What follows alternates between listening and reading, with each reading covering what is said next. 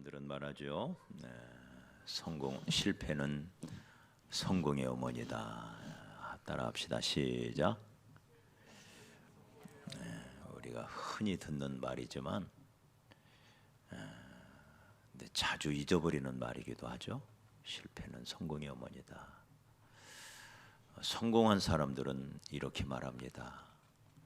나의 성공은 실패 바로 한 걸음 뒤에 있었다.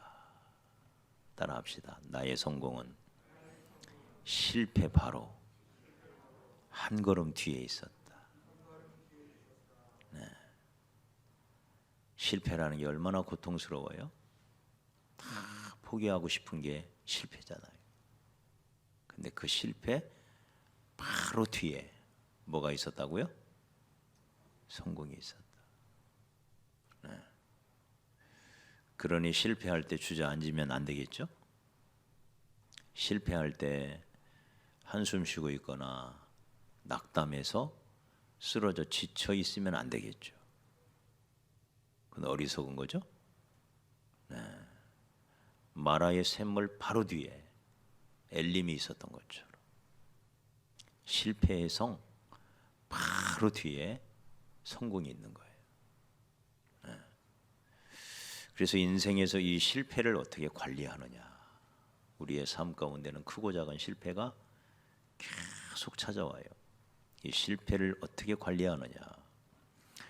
여호수아는 가나안 땅을 정복한 승리의 이야기죠. 네. 수많은 성공들이 기록되어 있습니다. 그런데 이 두 번째 바로 아이성, 실패의 성이라 그렇게 이름을 우리가 붙였죠. 첫 번째 성이 난공불락의 성이었다면 두 번째 이 아이성이 실패의 성이에요. 이 실패의 성을 통해서 배우는 교훈이 얼마나 많으면 수많은 전투 중에 이 아이성 전투가 2장에 걸쳐서 기록된 유일한 말씀이에요. 여리고성 싸움도 중요했죠. 한 장으로 끝나요. 근데 이 아이성 싸움은 2장에 걸쳐 기록이 돼요. 그만큼 실패가 중요하다는 거예요. 실패를 어떻게 이겨내느냐, 실패를 어떻게 관리해 가느냐, 이게 성공적인 인생을 살아가는데 우리에게 정말 중요한 영역입니다. 여러분 실패 중에 꼭 이겨내시기를 바랍니다. 돼지는 진창에 빠지면 그냥 뒹굴어 버려요. 돼지는 에라이 모르겠다. 그래서 돼지예요. 네. 그러나 양은 어떻게든지 빠져나와요. 네. 그 구렁텅이에서 실패의 늪에서 빠져나오는 거예요. 네. 자, 실패를 어떻게 뛰어넘을 수 있을까? 첫째는 우리가 지난 수요일 날 말씀을 본 것처럼 실패의 원인을 잘 분석을 해야 돼요. 왜 실패했나? 항상 의사들이 어떤 처방을 내리기 전에는 진단의 과정을 거치죠. 진단이 잘못되면 어떻게 돼요? 당연히 처방도 잘못 나오는 거예요. 그래서 좋은 병원일수록 진단 과정이 잘 돼 있어요. 최고 좋은 장비를 써서 최고의 의사들이 다양한 방법으로 피 검사도 하고 또 소변 검사도 하고 다양한 검사를 통하여 진단을 해요. 진단이 잘못되면 처방은 번호만 하죠. 정확한 진단이 그렇게 중요한 거예요. 그래서 우리가 항상 실패했을 때는 내가 왜 넘어졌지? 내가 왜 넘어졌지? 무엇 때문에 넘어졌지? 어떤 사람이 감옥에 왔는데 당신 왜 감옥에 왔어? 그랬더니 내가 감기 걸려서 감옥에 왔다고 그러더래요. 그래서 이 사람아, 세상에 감기 걸렸다고 감옥에 넣는 사람이 어딨나? 도대체 당신 뭘 잘못한 거야? 했더니 아니라고. 틀림없이 내가 감기 때문에 감옥에 왔다. 내가 어느 집 도둑질을 하러 갔는데 가만히 숨어 있다가 주인이 나가면 잽싸게 훔쳐가지고 나와야지 하고 있는데 기침이 나와가지고 참지를 못해서 기침을 하는 바람에 붙잡혀가지고 감옥에 왔다는 거예요. 이 진단을 잘하는 게 중요해요. 진단. 어디서, 왜, 무엇 때문에 내가 걸려 넘어졌나. 아이성은 첫째는 경적 필패라 그랬죠. 적을 얕보면, 전쟁은 목숨 걸고 하는 거기 때문에 적을 얕보면요 당해낼 재간이 없어요. 절대로 적을 얕보면 안 돼요. 호랑이가 토끼를 잡을 때도 최선을 다한다. 절대로 만만하게 보는. 여리고성을 무너뜨린 게 이스라엘 본인들의 힘이 아니었어요. 처음부터 끝까지 철저하게 하나님이 하신 건데 지들이 한 것처럼 착각을 한 거예요. 자기들의 힘으로는, 여리고성 아니라 이 아이성도 자기들 힘으로는 못 쓰러뜨려요. 그런데 그 난공불락의 도성을 무너뜨리고 나서 기고만장한 거예요. 자기들이 한 것이 그냥 착각을 한 거예요. 그래서 아이성을 무시합니다. 저 성은 작은 성이다. 그러니 다 올라가지 말자. 괜히 수고스럽게. 그거 낭비다, 낭비. 그냥 2, 3천 명쯤 올라가면 충분하다. 얕본 거예요. 우리 결코 적을 얕보지 맙시다. 원수마귀는 절대로 우리가 얕볼 대상이 아니에요. 그러나 근본적인 실패의 원인은 무엇이었죠? 물질의 문제였어요. 첫 것은 항제나 주님 것인데, 그래서 우리가 7장에 보면 이 여리고 성을 가리켜서 뭐라고 말하냐면 하나님께 온전히 바쳐진 것, 이렇게 표현해요. 온전히 바쳐진 물건, 온전히 바쳐진 것. 이게 5번이나 나와요. 온전히 바칠 것이 아니에요. 뭐라고요? 이미 바쳐진 것이래요. 우리가의 첫 것은 11조는 내 거 아니에요. 그건 이미 바쳐진 거예요. 그래서 내가 쓰면 그건 도둑질이 되는 거예요. 내 것을 하나님께 드리는 게 아니에요. 그건 본래 하나님 거예요. 지금 내 호주머니에 있다고 해서 내 것이 아니에요. 할렐루야. 이미 바쳐진 거야. 바쳐진 거. 바쳐진 거. 첫 것은 이미 바쳐진 거예요. 내 것이 아니에요. 아니, 더 정확한 의미로는 다 주님의 것이지만 첫 번째 것을 주께 드림으로 이 모든 것이 주님의 것이라는 것을 인식하고 깨닫고 고백하고 인정하는 거예요. 그래서 물질 신의 함정에 빠지지 않도록. 물질 신이 얼마나 무서운 신입니까? 눈에 보이는 신, 눈에 탁 보이잖아요. 돈 신은 얼마나 매력적인 신이에요. 얼마나 능력도 있어 보여요. 그죠? 돈이면 못할 거 없어 보이죠? 다 되는 것 같아요. 돈이면. 돈이 전능하신 신이야. 돈이. 그래서 이 세상의 신은 돈신이에요. 하나님의 백성들은 돈이 필요하지만 그 돈을 주사 누리게 하시는 하나님을 바라봐야지. 돈보다 훨씬 소중한 분이 하나님인가를 우리가 늘 기억해야지. 눈에 보이는 하나님이 주신 그 돈에 눈이 팔리면 그게 우상이 되는 거예요. 그래서 여러분 철저하게 11조 생활 잘 하시기 바랍니다. 아무리 어려워도 어떤 거지가 성탄절날 교회 와가지고 11조를 드리더래요. 그래서 옆에 있는 사람들이 이 거지야, 너는 마 잘 먹고 잘 살아 인마. 그랬더니 무슨 소리예요? 저도 1년 동안 안 굶고 살았어요. 그러더래요. 여러분 오늘 저녁 굶었나요? 먹을 거 없어서? 아니죠? 하나님이 우리에게 먹을 거 다 주신 거예요. 그리고 첫 것은 언제나 주님 것. 두 번째, 세 번째, 네 번째 그 뒤로 아이성 헤브론 성 다 이스라엘이 가질 수가 있었어요. 이 아이성 싸움만 해도 거기서 취하는 모든 것은 너희들이 가져라. 다 가져라. 주님은 우리에게 주시는 분이에요. 우리 거 뺏어가는 분이 아니에요. 가나안 땅 주시는 분이에요. 맞아요? 그러나 그 가나안 땅을 주신 분이 하나님인 걸 너희는 잊으면 안 된다. 돈보다 훨씬 소중한 분이 하나님인 걸 잊으면 안 된다.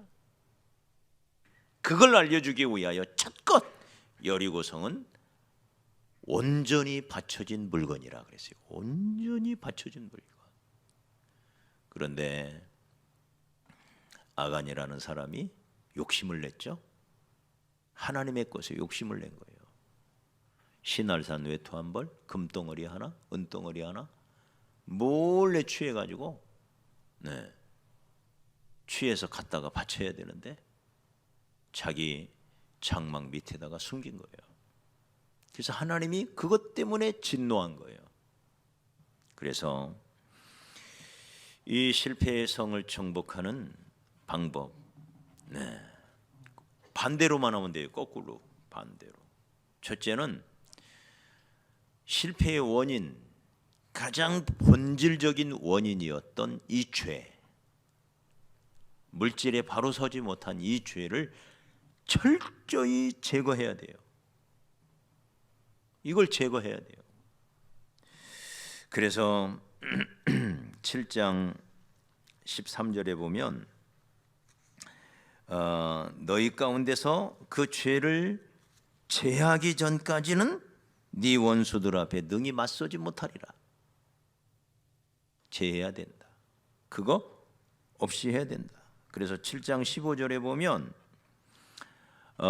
제비를 뽑아서 그 범인을 찾아내고 그 찾아낸 범인을 불살라 버려라.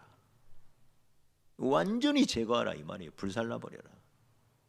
불살르기 전에 아굴 골짜기로 끌고 가서 그와 그에 속한 모든 것을 골짜기에다 놓고는 돌을 던져라. 돌을 던지고 그리고는 거기에 불을 질러 가지고 다 태워버리라. 이 아굴 골짜기, 이제 우리가 흰놈의 골짜기 이런 말 듣죠. 이제 지옥을 뜻하는 이제 불구덩이를, 고통의 골짜기죠. 고통의 골짜기. 그래서 여러분 철저하게 제거를 합니다. 피할 수가 없습니다. 제비를 뽑았더니 딱 아간의 집에 나온 거예요. 아간의 집이 차곡차곡 제비를 뽑았더니 피할 수가 없어요. 그래서 그 죄를 완전히 제거하는 겁니다. 여러분 죄의 무서움을 알아야 돼요. 죄는 하나님으로부터 오는 좋은 것을 가로막아요.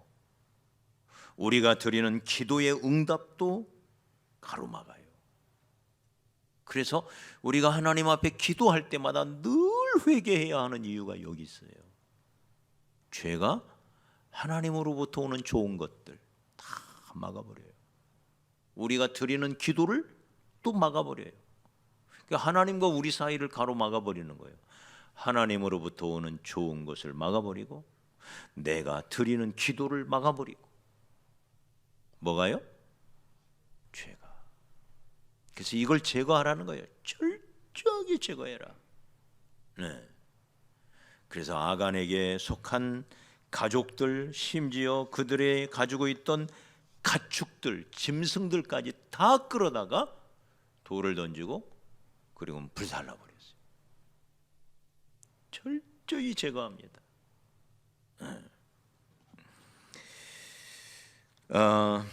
그랬더니 하나님께서 이스라엘 백성들에게 은혜를 주십니다.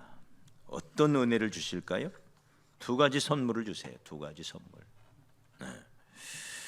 첫째는 회개하는 자에게 주신 선물이죠. 첫째는 담대함이라는 선물을 줘요. 담대함. 자, 우리 8장 1절 같이 읽어볼까요? 8장 1절 시작. 여호와께서 여호수아에게 이르시되 두려워하지 말라, 놀라지 말라. 군사를 다 거느리고 일어나 아이로 올라가라. 보라, 내가 아이 왕과 그의 백성과 그의 성읍과 그의 땅을 다 네 손에 넘겨 주었다.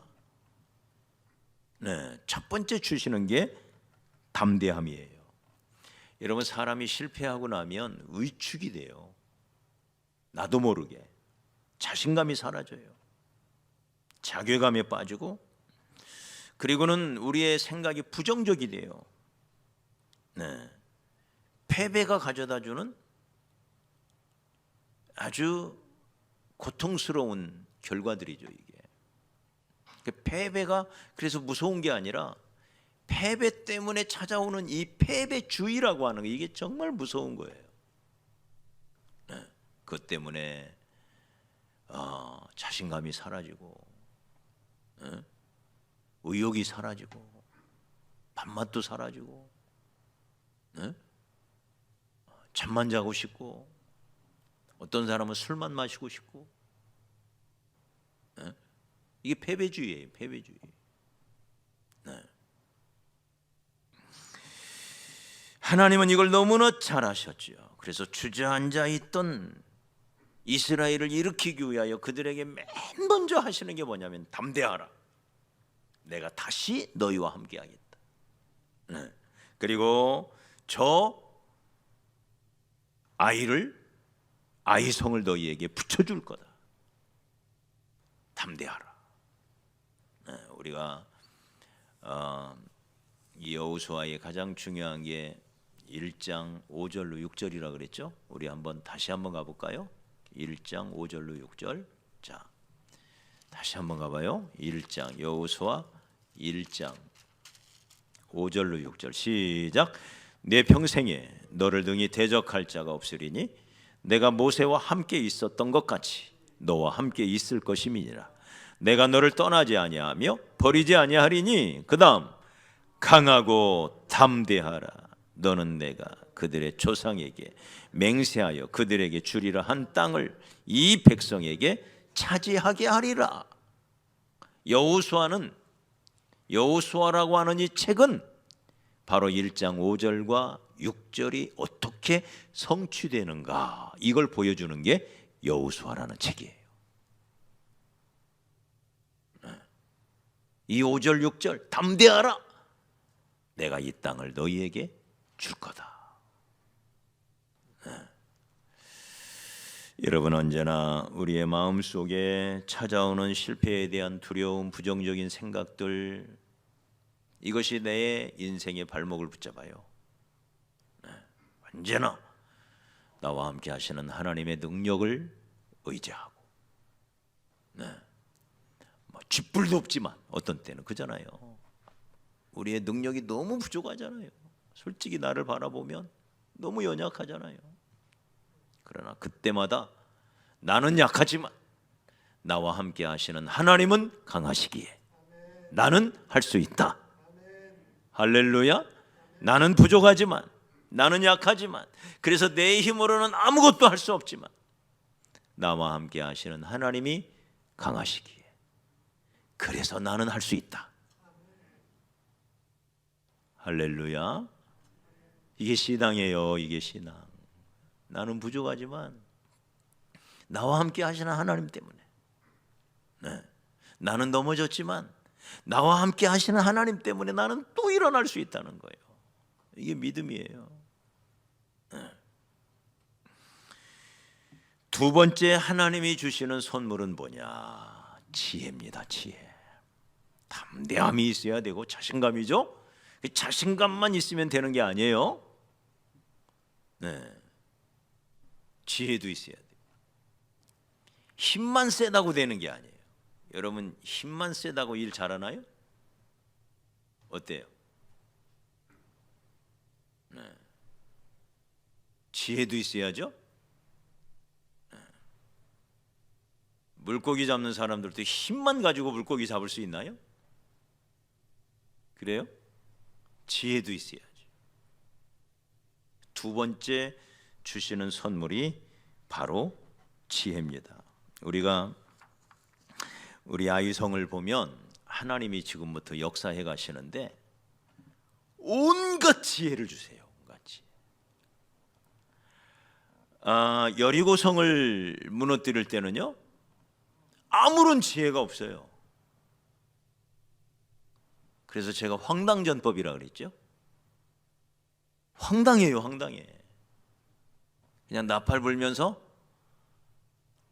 백성은 다 침묵을 하고 입 딱 다물고 돌래요.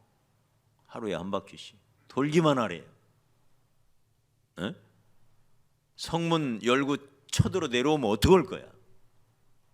아무 방비도 없이 돌래요. 그냥 하루에 한 바퀴씩. 네. 마지막에 소리만 지르래요.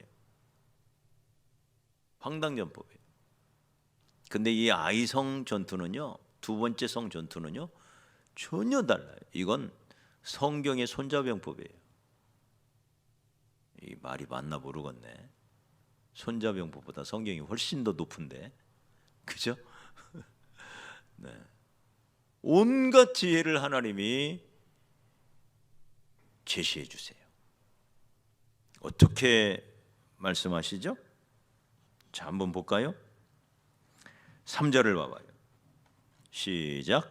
이에 여호수아가 일어나서 군사와 함께 아이로 올라가려 하여 용사 3만 명을 뽑아 언제 보내라고요? 밤에 보내라. 매복술이죠. 매복술. 네. 그리고 밤에 은밀성이죠. 아무도 모르게 밤에 은밀하게. 4절을 봐봐요. 그들에게 명령하여 이르되 너희는 성읍 어디로 가라고요? 뒤로 가서 성읍을 향하여 매복하되 그 성읍에서 너무 멀리 하지 말고, 네, 기동력을 위하여 멀리 가지 말아라. 다 스스로 준비해라. 긴장의 끈을 놓지 말고 준비하고 있어라. 그 다음 5절을 봐봐요. 시작. 나와 나를 따르는 모든 백성은 다 성읍으로 가까이 가리니 그들이 처음과 같이 우리에게로 쳐 올라올 것이라. 그리할 때에 우리가 그들 앞에서 도망해 가지고 어떻게 한다고요? 도망해서 어떻게 해요? 유인하라 이거예요. 유인하라. 네, 6절에도 보면 그들이 유인을 받아서 나올 거다. 유인수를 쓰래. 유인수. 네. 거짓으로 패한 척 하는 거예요. 심리전이죠. 심리전. 네? 그리고는 12절을 보면요, 또 매복수를 성읍 서쪽에 뒤에다도 3만 명의 매복을 시키고요, 성읍 서쪽에도, 거기는 이제 패하여 도망가는 길목이에요. 거기는 패하여 도망가는 길목. 싸우다가 여차하면 서쪽으로 도망가게 돼 있는 거예요. 그 지역이, 지역의 성격상. 거기에도 또 매복을 5천 명을 또 탁 숨겨놓는 거예요. 그쪽으로 도망올 줄을 알고. 그리고는 이제 유인을 받아 성문을 열어놓고 다 나오면 어떻게 알아? 뒤에 숨어있던 매복군 3만 명이 한꺼번에 쳐들어가서 들어가자마자 어떻게 알아? 불을 질러라. 왜요? 이것도 심리전이에요. 군인들은 성 밖으로 다 나왔는데 갑자기 성이 불이 나면 어떻게 되겠어요? 난리가 나죠. 심리전이죠, 심리전. 내가 할 수 있는 모든 방법을 다 쓰는 거예요. 여러분, 이런 지혜를 우리 하나님이 우리에게 주십니다. 네. 담대함만 가지고 되는 게 아니에요. 첫째는 담대함, 두 번째는 온갖 지혜. 네. 너희 중에 누구든지 지혜가 부족하거든 후히 주시는 하나님께 구하라 그랬어요. 지혜가 제일이니 지혜를 얻어라. 네가 가진 모든 것을 팔아서 지혜를 사라 그랬어요. 그러면서 말하기를 너희는 지혜로 일하라. 할렐루야. 지혜로워야 돼요. 네. 우리는 죽을 때까지도 늘 지혜를 구해야 돼요. 그래서 노인들로부터 지혜를 얻으라 그랬잖아요. 노인들의 지혜가 크잖아요. 왜? 경험을 통해서 얻은 거거든. 늘 지혜를 추구하고 하나님 앞에 지혜를 구하고. 네. 결혼을 할 때도 지혜로운 여자를 아내로 맞이하고 지혜로운 남자를 아내로 맞이하고. 할렐루야. 그게 잠언 30장이잖아요. 지혜로운 배우자를 만나라는 거예요. 지혜로운 배우자. 지혜가 그렇게 중요해요. 네. 그래서 예쁜 여자를 만나면 3개월이 행복가 돼요. 마음 착한 여자를 만나면 3년이 행복가 돼요. 지혜로운 여자를 만나면 평생이 행복하대요. 남자를 거꾸로 바꿔도 마찬가지죠. 네. 지혜로운 배우자를 만나는 거 이렇게 중요합니다. 지혜. 인생에 있어서 지혜. 그래서 여러분, 하나님이 주시는 두 번째 선물이 지혜라는 것을 꼭 기억해서 네.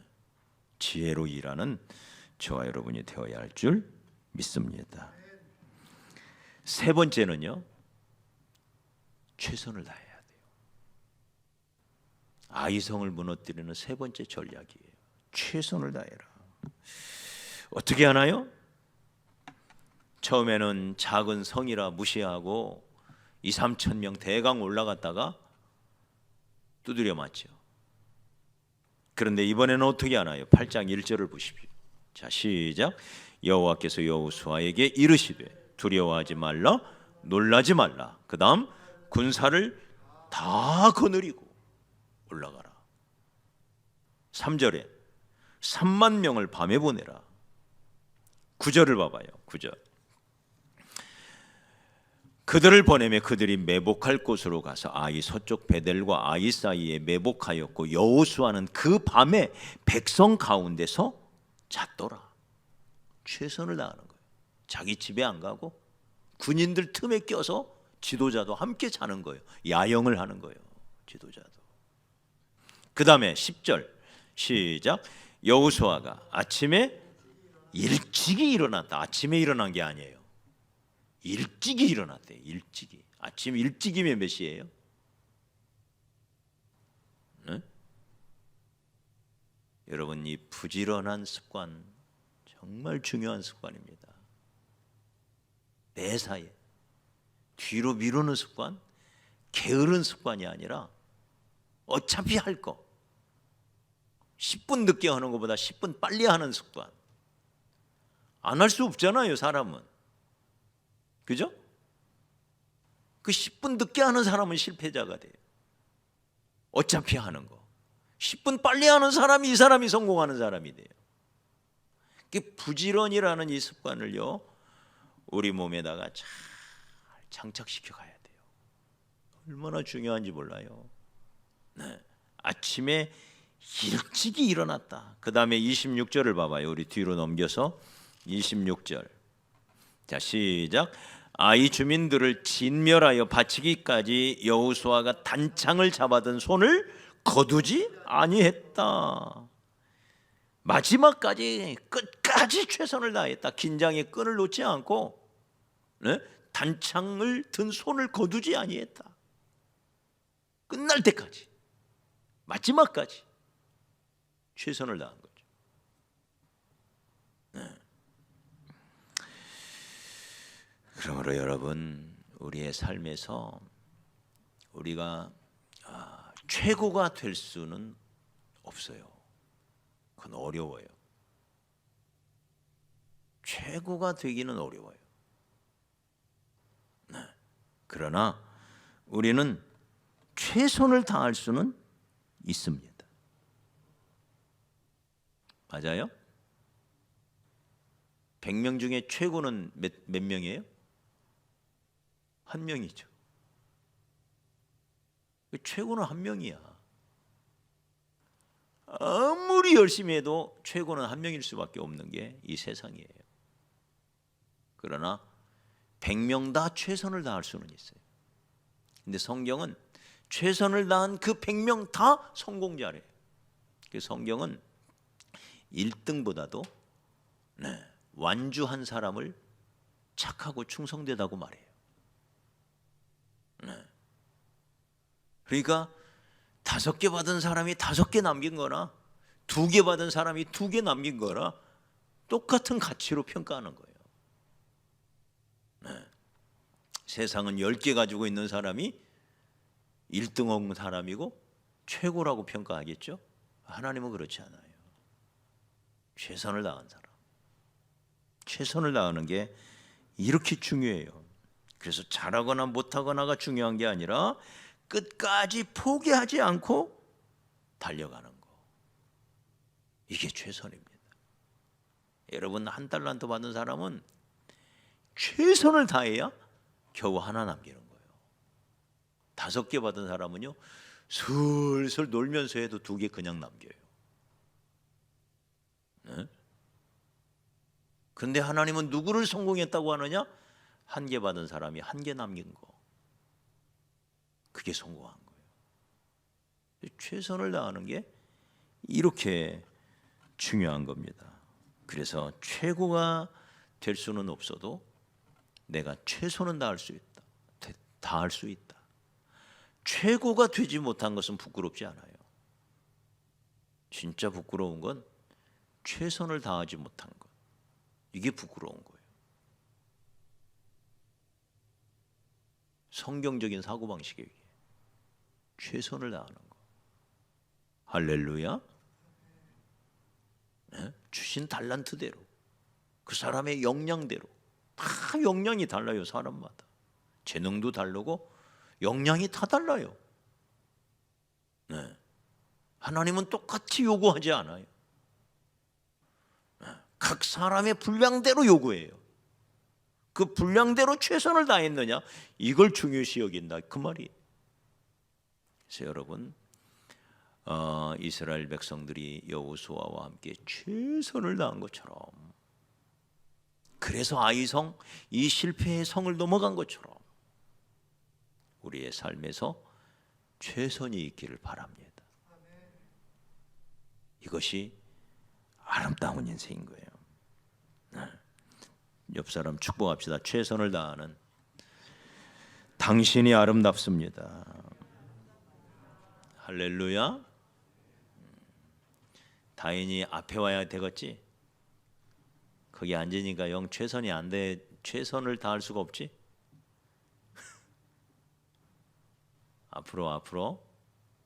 앞으로는 앞으로 와. 앞자리가 좋은 거예요. 내가 배운 거예요. 어느 모임을 가든지요, 그 모임을 이끄는 지도자들은 앞에 앉더라고요. 보면 지위가 높다고 앞에 앉는 게 아니라 그 모임을 이끌어가는 지도자는 앞에 앉더라고요. 그래서 내가 그걸 보고 생각이 깊었어요. 앞자리가 좋은 거예요. 그래서 항상 그게 적극성이고요. 마음의 태도고요. 당연한 것 같아요. 당연한 원리예요. 그래서 여러분, 어디를 가든지 앞자리를 사모하시기 바랍니다.